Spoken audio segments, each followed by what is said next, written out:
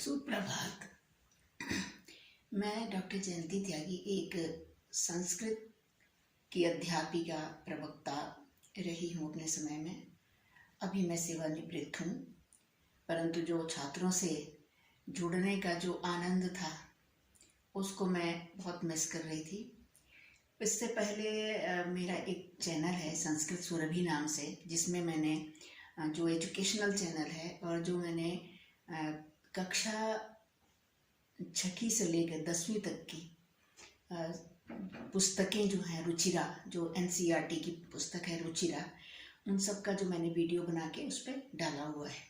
आपके घर में अगर कोई बच्चा है जिसके पास संस्कृत है 6वीं से 10th तक, 12वीं 10वीं तक, तो आप उसको जो है बोलिएगा, वो देखेगा और आपको बहुत ही अच्छा लगेगा। आज मैं मुखातिब हुई हूँ उन संस्कृत विषय लेकर के HTET, CTET, UP TET, Bihar TET, Rajasthan TET, जितने भी राज्य के TET हैं, CTET है, उन सब इवन जो है IAS तक में भी, क्योंकि IAS में भी ये जो आज मैं पढ़ाने जा रही हूँ रघुवंश, तो इसकी मैं संस्कृत व्याख्या करूँगी, संस्कृत में इसका व्याख्या करूँगी, इसको समझाऊँगी। आप इसका जो है भरपूर आनंद उठाइए। और जिसके बारे में जिसकी ये पुस्तक है वो कवि कुलगुरु कालिदास की, ये तो आप सबको पता ही होगा। आप प्रतियोगी परीक्षा की तैयारियों में आजकल व्यस्त हैं तो आप जानते ही होंगे।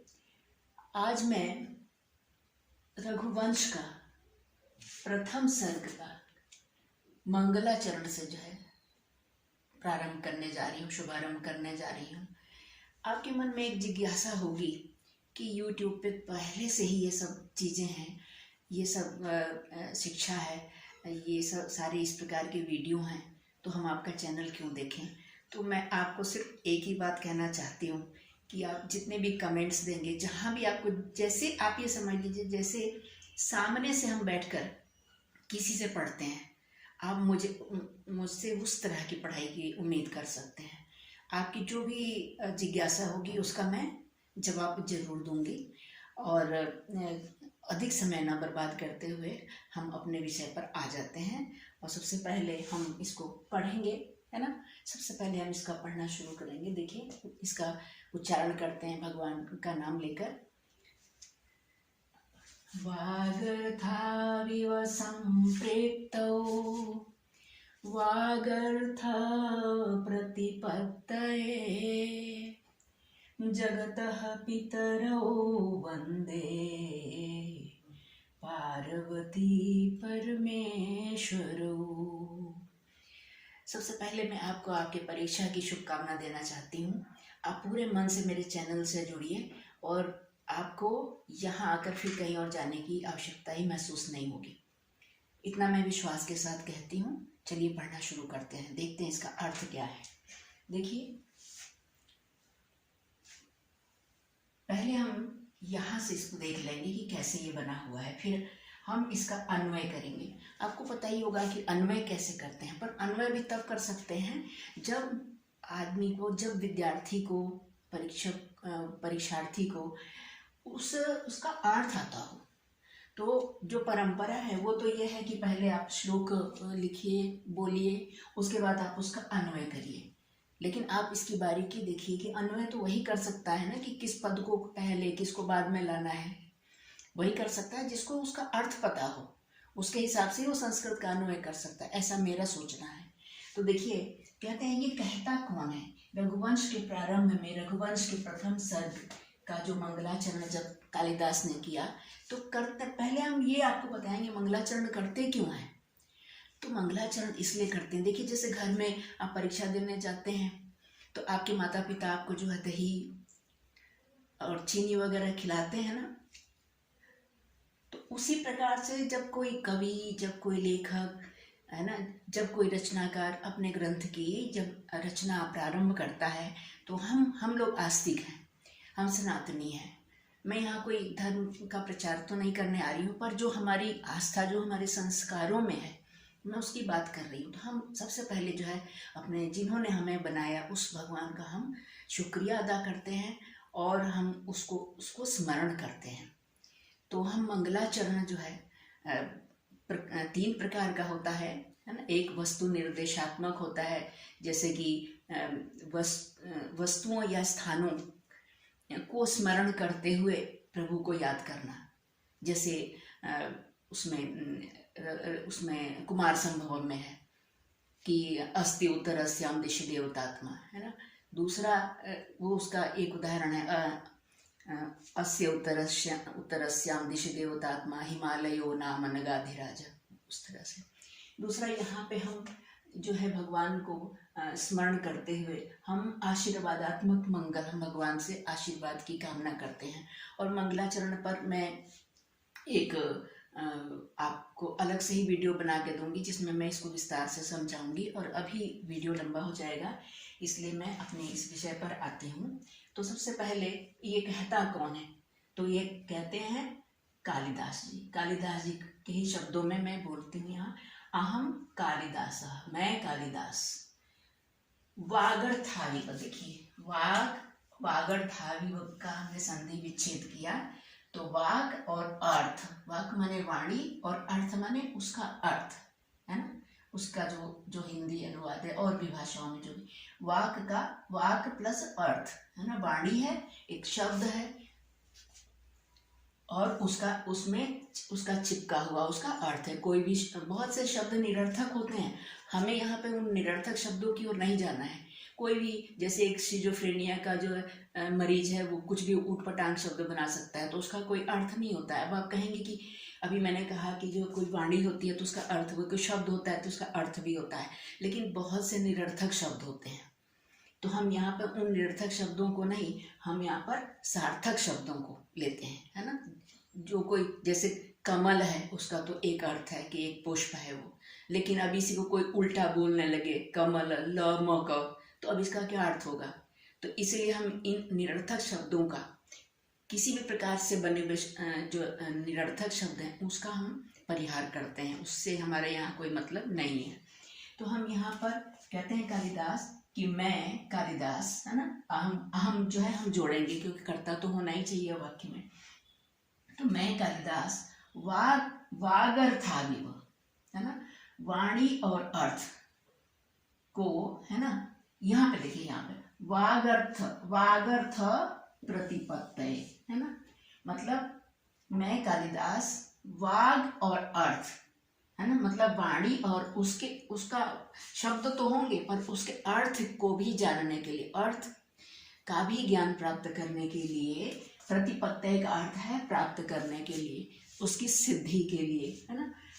अहम कालिदास वाग अर्थ, वाणी और अर्थ की, है ना, अर्थात वागर्थ, है ना, वागर्थ प्राप्त, वाणी और उसके अर्थ को प्राप्त करने के लिए, है ना, क्या करेंगे? वागर्थव इव, ये वाग और अर्थव, इसका जो है संधि विच्छेद है, वागर्थाविव का। तो मैं कालिदास, है ना, वागर्थ प्रतिपत्तये, वाणी और अर्थ की, है ना, प्राप्ति के लिए, है ना, वागर्थ प्राप्त, इसको भी हम ब्रैकेट में ही करते हैं। वाक अर्थव, देखिए वाक प्लस अर्थव, वाग अर्थव इव, वाणी और अर्थ की तरह। यहाँ पे अब देखिए, वाणी और अर्थ की तरह, है ना, वाक और उसके अर्थव। अर्थव क्यों कहा है? वाक और अर्थ दोनों को जोड़ा है, तो वो द्विवचन में प्रयुक्त हुए हैं, तो और, है ना, इसकी संधि करके बना है वागर्थव। मतलब वाणी और अर्थ के इव माने समान। जैसे हम कोई शब्द बोलते हैं, कोई सार्थक शब्द बोलते हैं, और उसमें उसका अर्थ जो है निहित होता है, छिपा होता है, उसी प्रकार से जैसे हम भगवान शिव का स्मरण करते हैं, तो उसमें माँ पार्वती का स्मरण भी हो जाता है, क्योंकि भगवान को अर्धनारीश्वर कहते हैं। और जैसे माँ शिवा पार्वती को स्मरण करते हैं, तो उसमें भगवान शिव का भी सन्निवेश हो जाता है। तो वागर्थाविव मतलब वाणी और अर्थ के इव माने समान, संपृक्तो, संपृक्तो का अर्थ है मिले जुले, संश्लिष्ट। जैसे हम खिचड़ी बनाते हैं, दाल और चावल, तो दोनों मिक्स हो जाते हैं ना, तो उस तरह से संपृक्तो माने संश्लिष्ट, अर्थात मिले हुए, है ना, मिले हुए।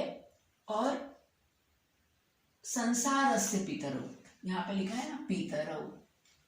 पितरौ कौन? माता और पिता। देखिए मैंने इसका जो है समास विग्रह किया है।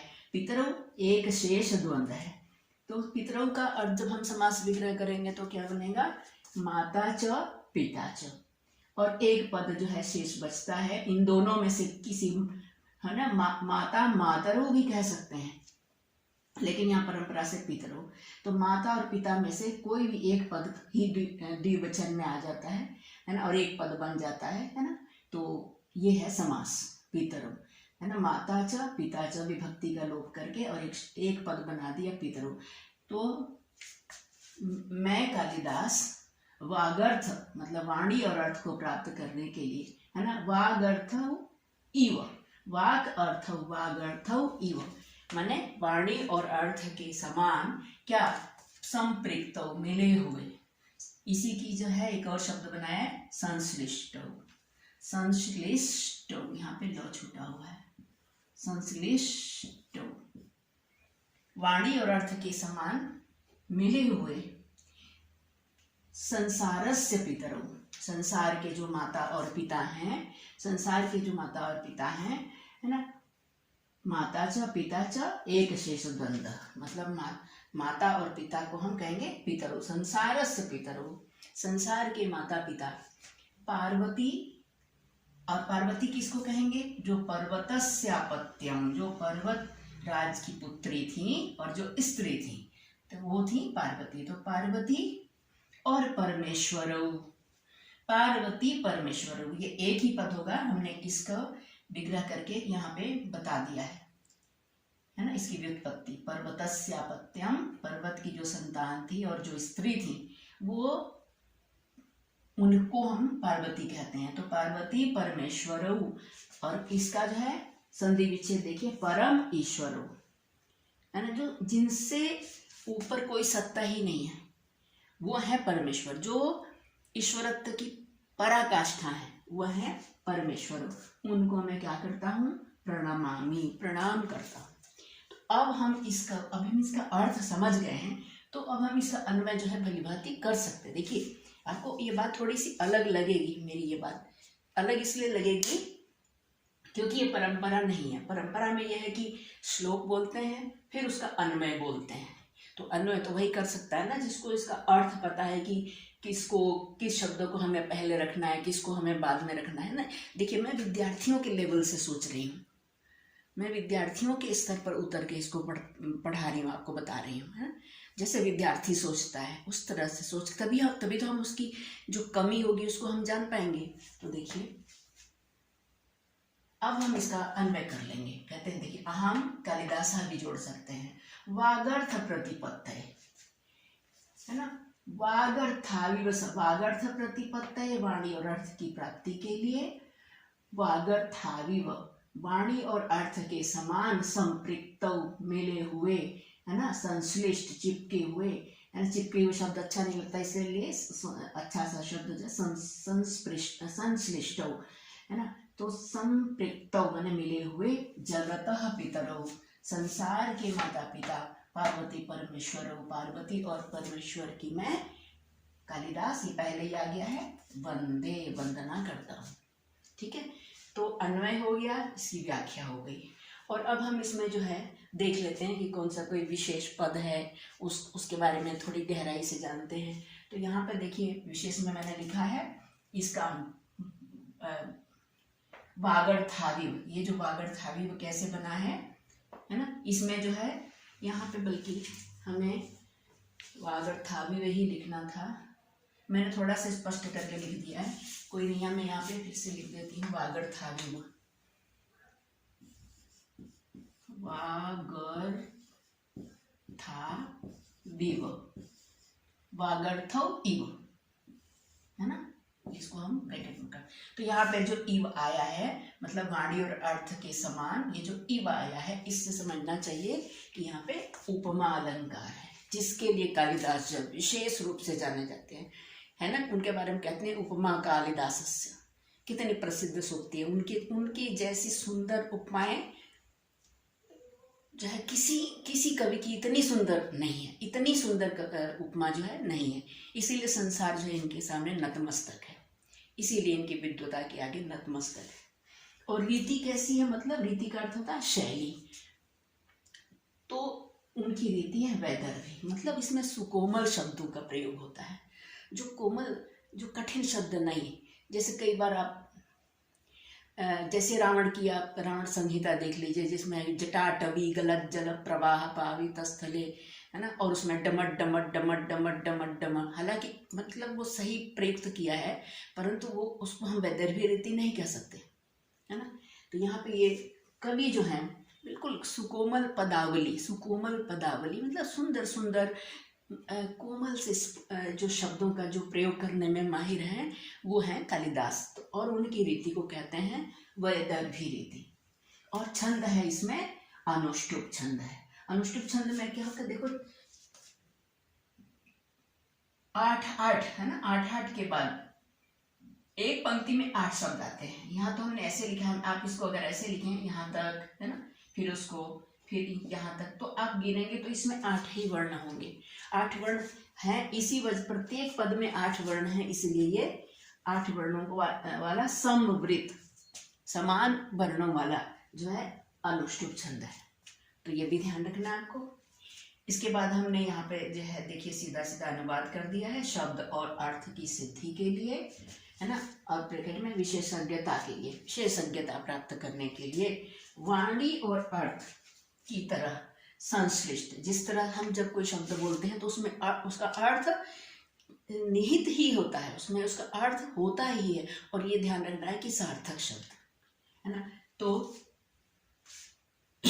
सॉरी, शब्द और अर्थ की सिद्धि के लिए विशेषज्ञ अर्थात विशेषज्ञता प्राप्त करने के लिए वाणी और अर्थ की तरह संश्लिष्ट, संसार के माता पिता अर्थात पालनहार समझने के लिए मैंने लिख दिया है, क्योंकि माता पिता का काम ही पालना है बच्चे को, है ना।